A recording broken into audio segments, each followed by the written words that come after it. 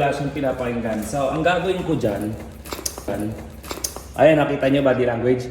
Ganyan. Papauwi yung ugali niya sa tinatawag na food aggression. Yo, what's up mga kamaylo? Ito po si Tristan Huertas, ang inyong dog trainer. Ito po yung estudyante ko si Kiara, isang Pomeranian na nakitaan ko siya ng bad behavior. Papauwi yung ugali niya sa tinatawag na food aggression. Sobrang takaw niya kasi. Ang maganda dito mga kamaylo, papi pa lang tong asong to, pinatrain na nila. Dito, on the spot natin tuturuan yung aso na makontrol yung pagkain niya. Dahil sa sobrang katakawan ng aso, ang feeling niya, lahat ng mga nasa tabi niya, threat. Di ba? Bakit nga ganun? Yung aso ko, pag kumakain na yung aso ko, hindi mo na pwedeng lapitan, mga agat. So kailangan turuan natin yung mga aso natin na hindi tayo threat pag kumakain sila. Okay, start na natin. Pakita muna namin sa inyo yung bad behavior pag kumakain siya. Okay? Oh, cute no? Tignan nyo ha, dito natin ilalagay.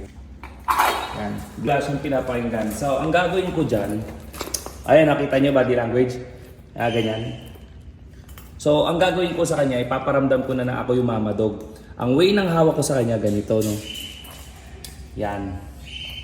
So guys, pwede. Ayan, nagagalit siya, oh. Ang ginawa muna natin sa kanya mga kamaylo, inalis muna natin siya dito sa teritoryo niyan. Okay, para mas makontrol natin. Yan kasi yung mali natin mga kamaylo sa ibang mga dog owners eh.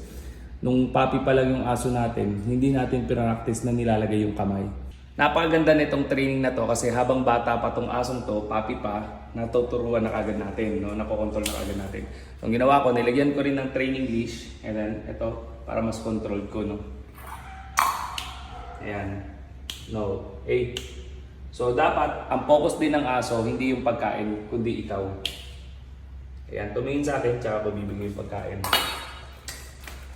So, ang gagawin ko, i-jerk ko siya, no? Enough. Enough. Enough. Enough. Okay? Ayan. Kita nyo to guys. Ayan o. Eye contact. Tingnan nyo. Tumitingin sa akin. Eye contact. Bigyan ko ulit yung pagkain. Ayan. Habang puppy pa lang. So mga kamaylo, ang tinuturo din natin dito sa asong to, impulse control. Ang technique ko muna, nakataas yung food bowl. Pag sinabi kong enough, titigil siya. Enough! Good.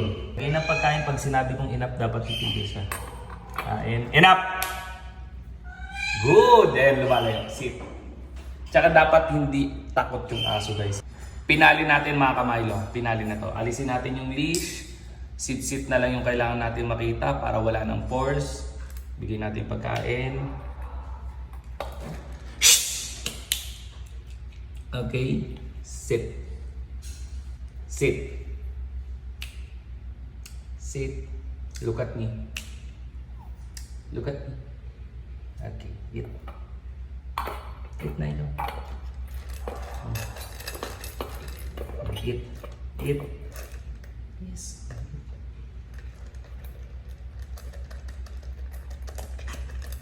Alright. Thank you so much mga kamaylo.